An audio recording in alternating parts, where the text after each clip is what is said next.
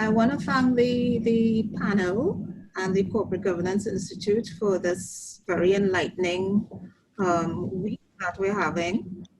To take off from Dr. Farrell's initial discussion, he mentioned quite a number of points that I would like to expand on.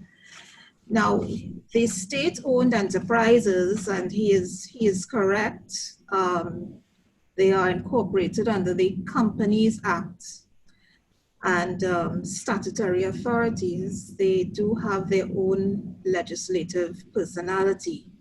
Now, these two groups of entities are first mentioned actually in our Constitution, where it is required, where it is listed among entities that are to report to a Joint Select Committee of Parliament on the achievements, and that is in section 66A of 66 big A of our Constitution, subsection 1. It lists statutory authorities and enterprises owned or controlled by or on behalf of the state, or which receive funding from the state of two-thirds of its total income in any 1 year. The Constitution goes on to define a state-owned enterprise, and it says an enterprise shall be taken to be controlled by the state of the government or anybody controlled by the government, exercises or is entitled to exercise control directly or indirectly over the affairs of the enterprise, is entitled to appoint a majority of the directors of the board of directors of the enterprise, or holds at least 50% of the ordinary share capital of the enterprise. Now, I'm going back to the Constitution because in several instances, it talks about the control by the state. As I said, these state-owned enterprises are incorporated under the Companies Act, which is actually Chapter 8101. And it deals with the formation and operation of the companies, including corporate capacity, power share capital, etc. And it also describes in great detail the functions of the Register of Companies. So, yes, the state-owned enterprises does not have its own specific legislation. Now, who exercises this control? As Dr. Farrell said again, he referred to the corporation soul, and this is also defined in its own legislation, Chapter 6903, Act 5 of 1973. And in section 3, subsection 1, it says the minister for the time being shall be the corporation soul by the name of the Minister of Finance, and all property transferred and vested in the minister by this act or otherwise acquired by the minister shall be held in trust for the state. Okay, so that is a specific piece of legislation that Dr. Farrell referred to when he spoke to the Minister of Finance Corporation soul. Now, I want to put on the table that the main thing that the minister and the government wants to control are the key factors of production. Now, once the line ministry, the board directors, and the company keeps in mind what actually needs to be controlled,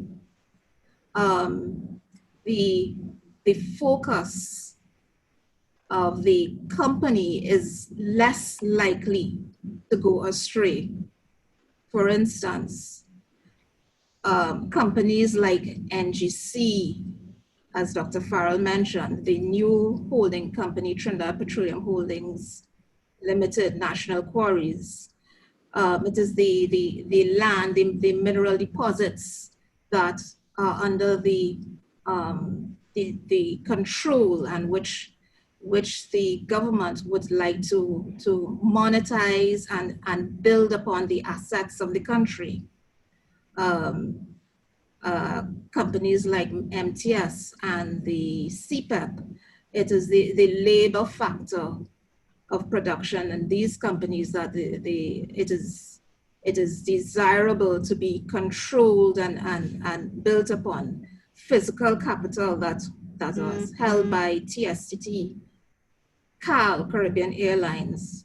Those are the factors of production that need to be controlled by the state. And once the focus is there, as I said, the mandate of the company ought not to digress as much as we fear. Now, this is Corporate Governance Week, and the state enterprises performance monitoring manual that Dr. Farrell referred to earlier is in fact the guidance document that the investments division assists corporations sold in monitoring these state-owned enterprises. It is built on largely on the Companies Act that I referred to earlier, but it also enshrines the principles of the Exchequer and Audit Act, because as was mentioned before, again, these state-owned enterprises utilize, by and large, state resources, state financial resources. So it does attempt to enshrine the 4 principles of corporate governance, meaning the board independence, separation of chair and CEO, audit committee independence, and the remuneration disclosure. So one of the main tools that we utilize under this performance manual to monitor these companies are the board minutes. The investment division has a staff of business analysts who are accountants by training, who monitor these state-owned enterprises, and the minutes are reviewed in terms of adherence to these corporate governance principles. So for instance, board independence.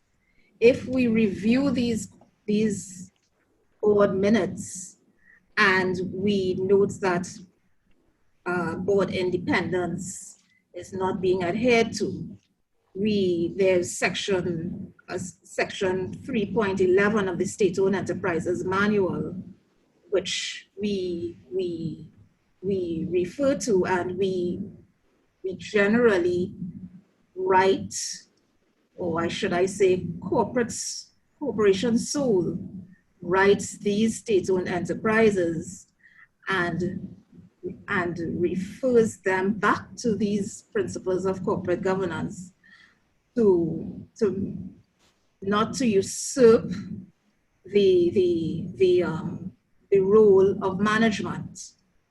All right. Again, separation of chairman and CEO. We remind them that the responsibilities of executive management are not to be usurped. The audit committee independence. We refer to section 157.3 of the Companies Act that states that the board must establish an audit committee. And of course, that's a subcommittee of the board. What we discourage in accordance with the manual is that chairmen must not appoint themselves as chair of the audit committee. And the duties and the responsibilities referred to in section 2 of the manual. And we adhere closely to the independence of this audit committee. Again, remuneration disclosure. The board is remunerated according to certain board fees that are listed in section 3.19 of the manual. Overseas travel, mobile devices.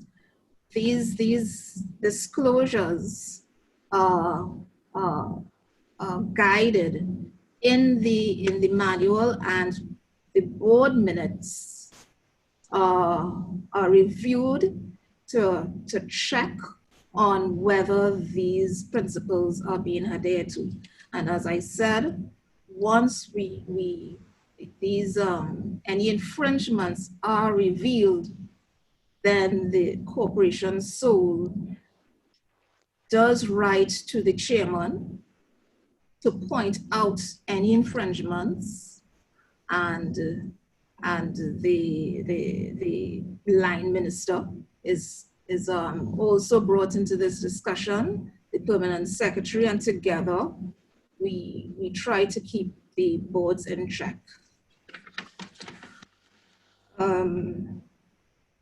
I think I would stop there for the time being in the interest of time.